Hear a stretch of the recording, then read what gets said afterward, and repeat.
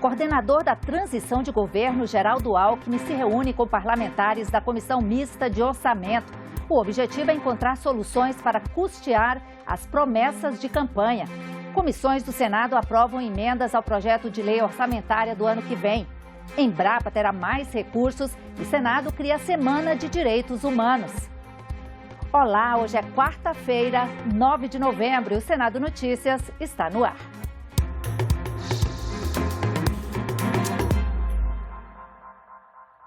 O presidente do Senado, Rodrigo Pacheco, deve receber hoje o presidente da República eleito, Lula, à 13h na residência oficial do Senado. Uma das prioridades do novo governo é ajustar o orçamento para conseguir cumprir as promessas de campanha. Ontem à noite, o coordenador da transição de governo, Geraldo Alckmin, se reuniu com parlamentares da Comissão Mista de Orçamento.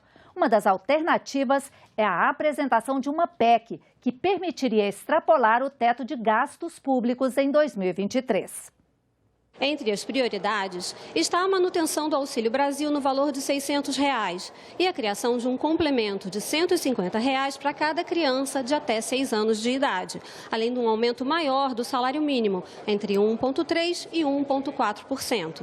Entre as opções está a chamada PEC da transição, mas também pode haver remanejamento de emendas e até a edição de uma medida provisória que libere créditos extras. Nós devemos, nos próximos dias, definir o caminho. Um deles, certamente o mais provável, é o caminho PEC-LOA. Então, a proposta de emenda constitucional e a lei orçamentária. Aí é uma construção coletiva. Se esse for o caminho definido, que nós estamos estudando e deverá ser definido até amanhã ou depois de amanhã, e o foco todo é a questão social. Não interromper o pagamento dos R$ 600, que a população precisa, é a população mais sofrida, e os R$ 150 por criança até 6 anos de idade, porque a pobreza está mais concentrada nas famílias que têm criança pequena e a fome também mais concentrada nessas famílias. A outra é não interromper serviços públicos importantes, como aqui colocaram o Celso Sabino e o Marcelo Castro. O remédio para quem precisa, doentes com doenças crônicas, o atendimento educacional, o tratamento do câncer, enfim. E não interromper obra, que a coisa mais cara que existe é a obra parada. Então você tem que garantir os recursos para as obras, inclusive que já estão em curso, poderem ser concluídas. E, de outro lado, um investimento mínimo, porque o investimento público, ele atrai investimento privado e ele ajuda a economia a crescer. Vou fazer uma previsão aqui. Essa PEC vai ser aprovada por unanimidade da Câmara e do Senado. Você imagine um representante do povo, um deputado ou senador, votar para tirar das pessoas que estão recebendo R$ 600, retirar R$ 200. Porque uma coisa é você não dar um aumento porque a pessoa está recebendo. Outra coisa completamente diferente é a pessoa estar recebendo um valor X e nós votarmos aqui, quer dizer, ou não votarmos aqui uma PEC, uma lei que manteria esse valor. Porque a gente não votar, retira das pessoas R$ 200. Você acha que alguém teria um coração duro de pedra para não aprovar essa PEC? Eu acredito que não. A discussão com o governo de transição sobre o orçamento para o ano que vem traz de volta um tema polêmico. Afinal, o que vai acontecer com o teto de gastos instituído por emenda constitucional? Não se deve gastar além do que se tem. O raciocínio simples vale tanto para a dona de casa quanto para a economia de um país. Mas num Brasil em que a dívida pública beirava os 70% do PIB e não dava sinais de arrefecimento, o que fazer? Com a inflação perto dos 10% e a carga tributária na marca dos 33%, o aumento de impostos era a carta fora do baralho. O caminho para a redução da pobreza e da desigualdade passava pelo crescimento, mas faltava dinheiro para investir. No Congresso Nacional, a palavra de ordem era ajuste fiscal. Como fazê-lo num ambiente de alta temperatura política era o problema. O descumprimento de regras fiscais pelo governo foi a base jurídica para o impeachment de Dilma Rousseff.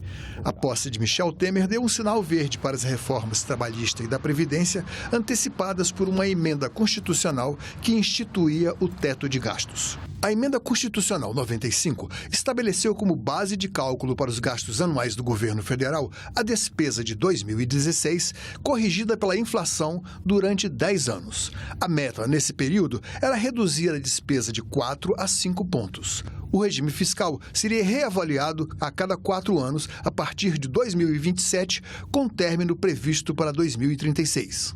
Qual é o problema do teto de gastos? O principal problema é que ele já nasceu enfermo. Por quê? Porque a parte que é ajustável a curto prazo é muito pequena. Em 2016, era da ordem de 11% do total. Hoje é 8%. Para ajustar o gasto, precisa mais tempo do que isto aí permite. A existência de um teto de gastos pela via constitucional seria capaz de garantir a seriedade da política econômica do governo, daria segurança jurídica para o mercado, atraindo investimentos.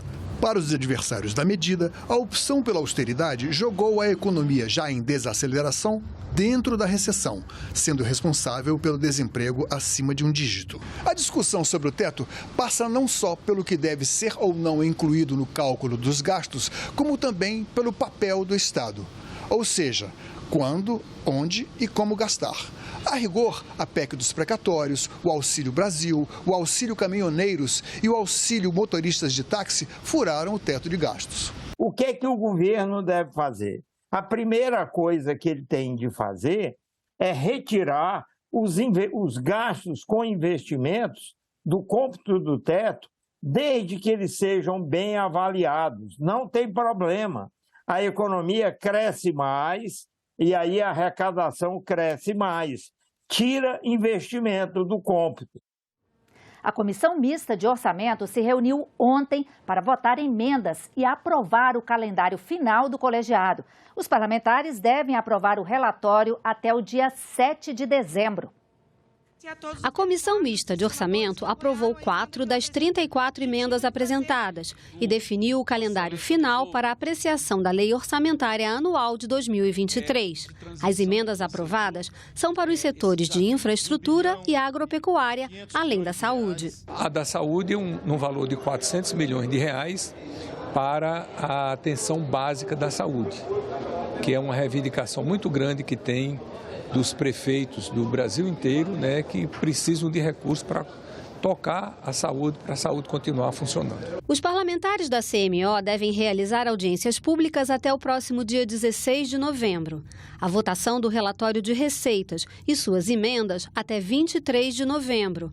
O relatório geral deve ser publicado até 5 de dezembro e analisado até dia 7 do mesmo mês.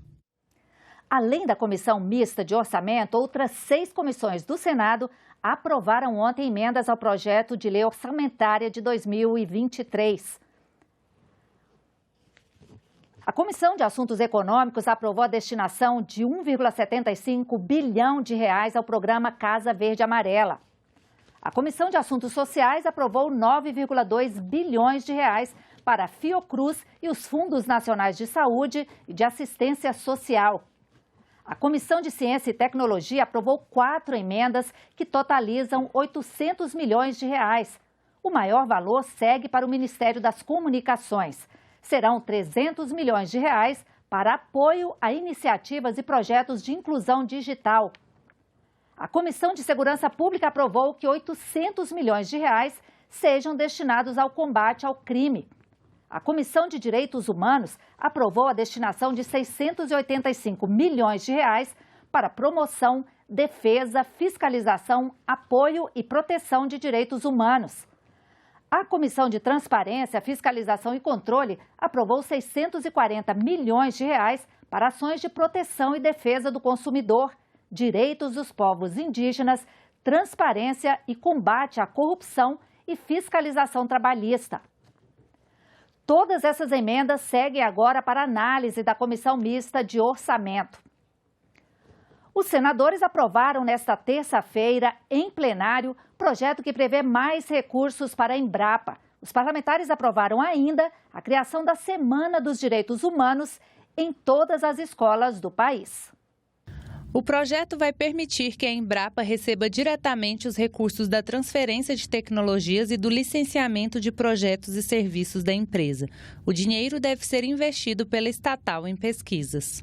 Entendemos que o PL 5.999 de 2019, ao prever que a Embrapa poderá celebrar acordos, contratos ou convênios por prazo determinado com fundações de apoio instituídas nos termos da Lei 8.958, de 20 de dezembro de 1994, contribui para que sejam estabelecidos mecanismos que garantam maior efetividade nos recursos orçamentários da Embrapa, possibilitando-lhe maior autonomia financeira, à semelhança do que se pretende oferecer às agências reguladoras do país. A proposta vem na esteira desta visão de que o país necessita de um projeto estratégico de desenvolvimento econômico que exige investimentos vigorosos em educação, em ciência e tecnologia. O Senado ainda aprovou a criação da Semana dos Direitos Humanos em todas as escolas do país.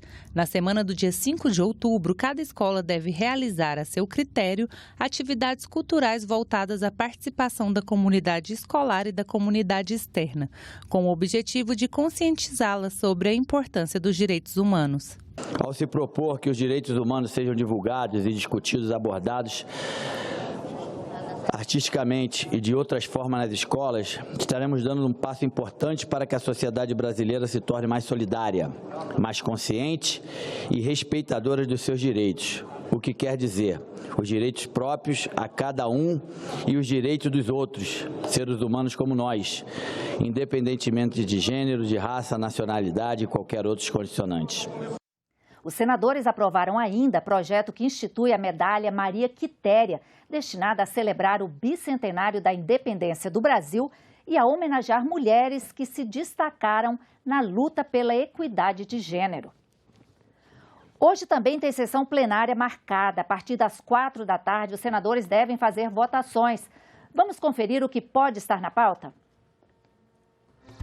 Pode ser lida e votada a medida provisória que altera as regras para as instituições financeiras deduzirem perdas pelo não recebimento de créditos por clientes inadimplentes a partir de 2025. E também a medida provisória que prorroga o Plano Nacional de Cultura até o fim de 2024. Outra medida provisória pendente de leitura é a que abre crédito extraordinário de 27 bilhões de reais para pagamento de Auxílio Brasil a mais de 21 milhões de famílias, no valor de R$ 600 até dezembro. Um dos projetos de lei na pauta prevê a criação do Dia Nacional da Música e Viola Caipira, em 13 de julho. O último item da pauta inscreve o nome do marinheiro Marcílio Dias no livro dos heróis e heroínas da pátria. As comissões do Senado também têm reuniões marcadas para hoje. Vamos voltar ao telão para conferir a agenda. As atividades começam daqui a pouco, às 9 horas, com a Comissão Senado do Futuro votando emendas ao projeto de lei orçamentária de 2023. No mesmo horário, a Subcomissão Temporária de Assuntos Sociais das Pessoas com Deficiência faz uma audiência interativa sobre educação bilíngue para surdos. E também às 9 horas, a Comissão de Meio Ambiente vota emendas ao orçamento do ano que vem. A partir das 9h30, a votação de emendas ao orçamento acontece na Comissão de Educação, Cultura e Esporte. A Comissão de Serviços de Infraestrutura também vota emendas ao orçamento a partir das 10 horas. Às 2h30 será a vez da Comissão Mista Permanente sobre Migrações Internacionais e Refugiados votar emendas ao orçamento do ano que vem. E às 3 horas, a votação de emendas ao orçamento será feita pela Comissão de Desenvolvimento Regional e Turismo. E também, a partir das 3, a Comissão Mista de Controle das Atividades de Inteligência vota emendas ao orçamento. Reajuste anual da tabela paga a hospitais conveniados do SUS, o Sistema Único de Saúde, foi aprovado pela Comissão de Assuntos Econômicos.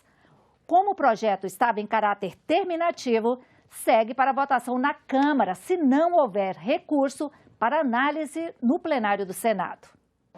A tabela do SUS é a referência para que o poder público remunere contratados como prestadores de serviços, entidades filantrópicas e instituições de saúde privadas, como hospitais, clínicas e laboratórios.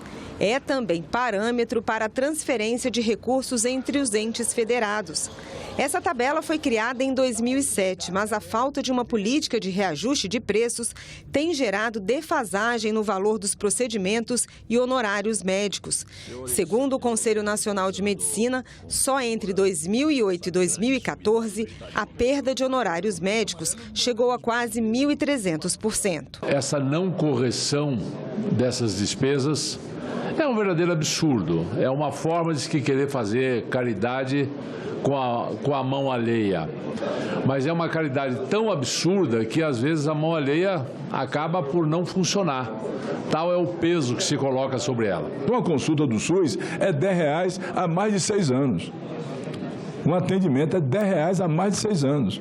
Dá só um exemplo aqui de uma consulta, um parto, R$140, R$150. Para corrigir essa situação, o projeto aprovado pelos senadores da Comissão de Assuntos Econômicos prevê que os valores para remuneração de serviços prestados ao Sistema Único de Saúde sejam revistos anualmente para poder cobrir os custos e assegurar a qualidade dos procedimentos. A remuneração a ser paga aos parceiros privados, a entes subnacionais no âmbito do SUS, será revista anualmente.